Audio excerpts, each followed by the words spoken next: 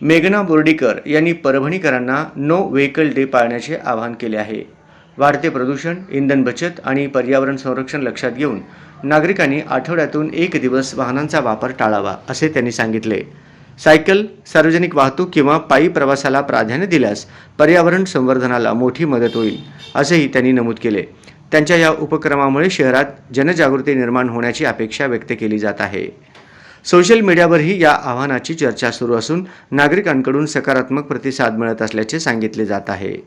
नमस्कार. आदरणीय पंतप्रधान नरेंद्र मोदीजींनी इंधन बचतीसाठी व परकीय चलनाच्या बचतीसाठी आपल्या सर्वांना एक सप्तसूत्री दिलेली आहे.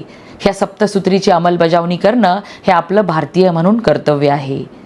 आज मुख्यमंत्री देवेंद्र फडणवीस साहेबांनी सुद्धा मंत्रालयामध्ये बाईकवर गेले.